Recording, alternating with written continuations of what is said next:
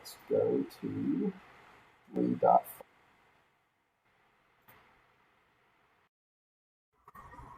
right, so what we need to do, well, first let's read this. So they're going to pass in a list of numbers. Job is to find the largest number in the list and output the index, not the actual value. So here they're passing in 1, 1, 1, 1, and 2, and so clearly 2 is the highest. But note that the position is, so the range starts at 0. So 0, 1, 2, 3, 4, and that's why this is 4, not 5.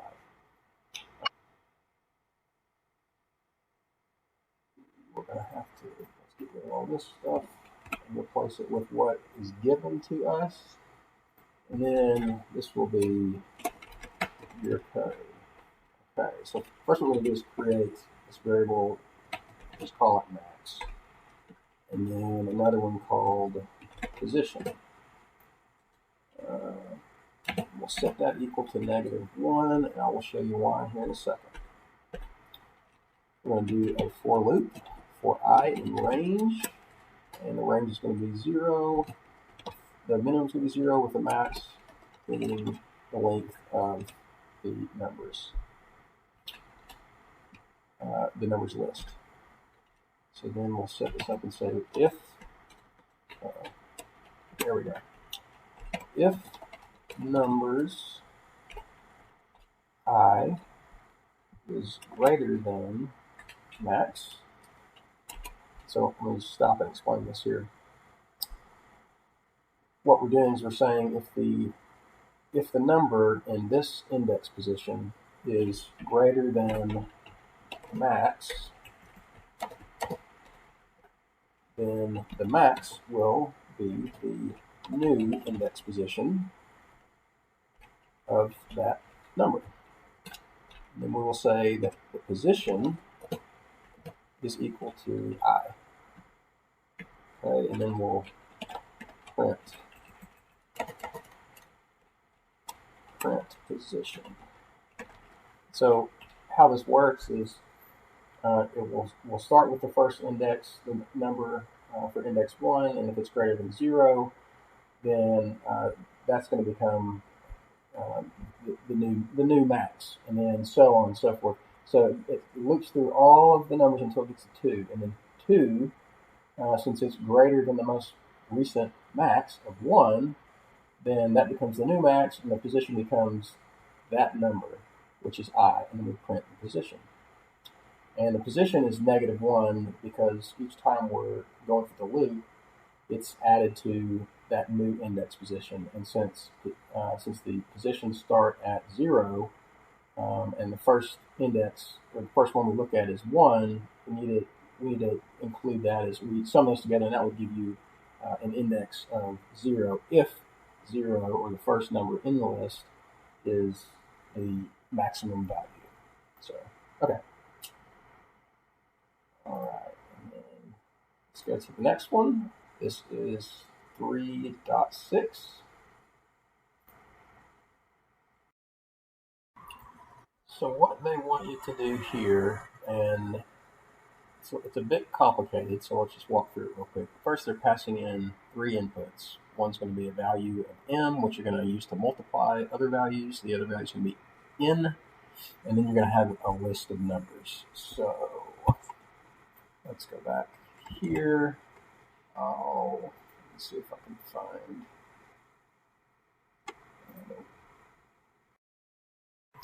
All right.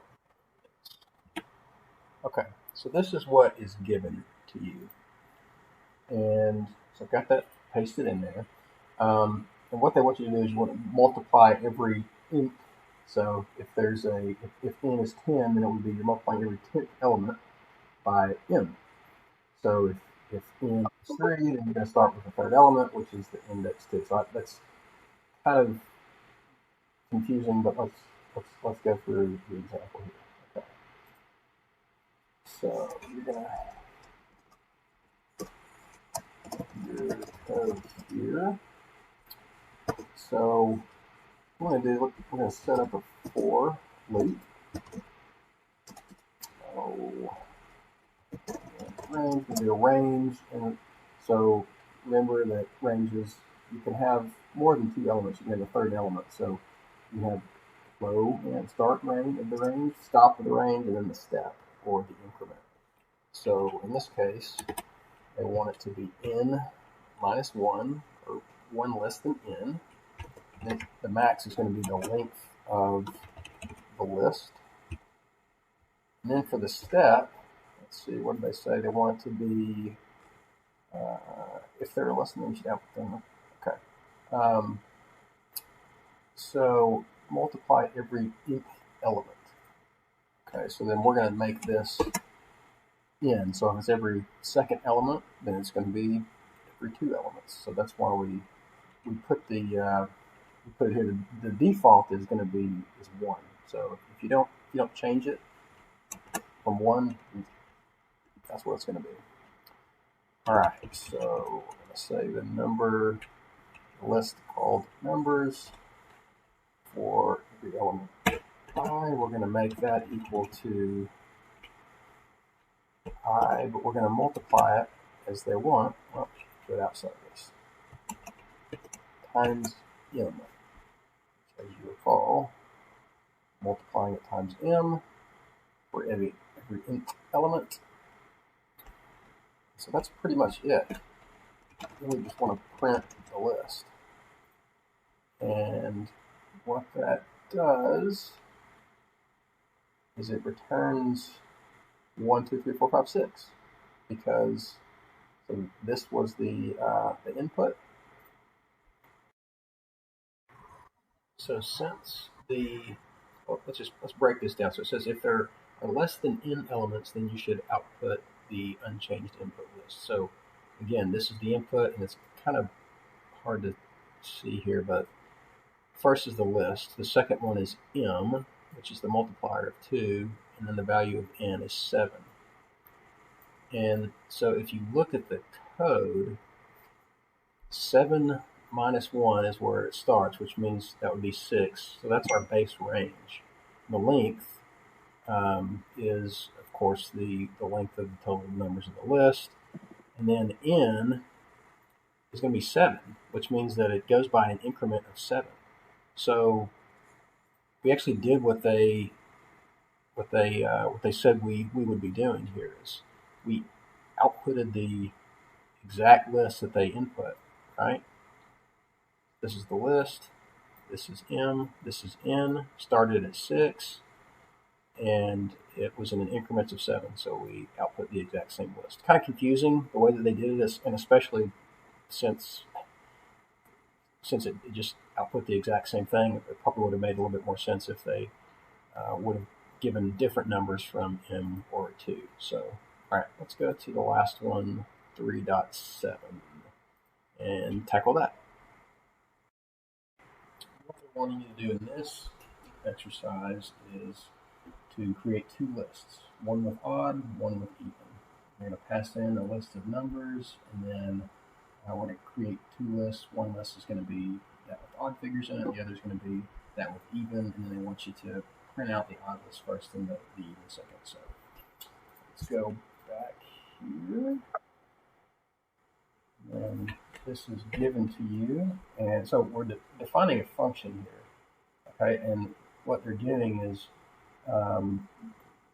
they want you to return a value if it is if you divide it by 2. So whatever n is, the number that they're that's your this function, you're dividing it by 2. And if it's not equal to 0, then that number is going to be odd. If it is equal to 0, then it's going to be even. So equal to 0, even, not equal to 0, odd. All right.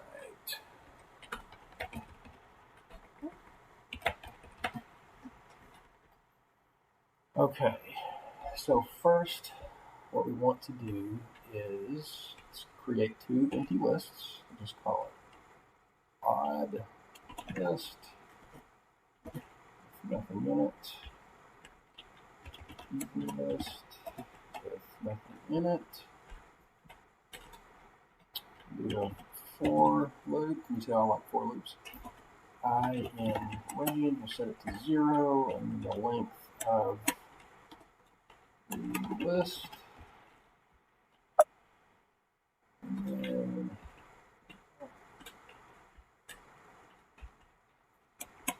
right. Okay.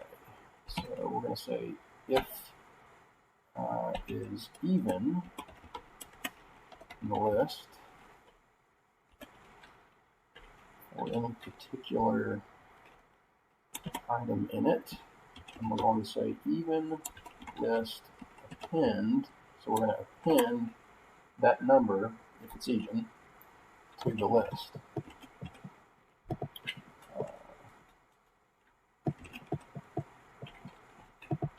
Okay.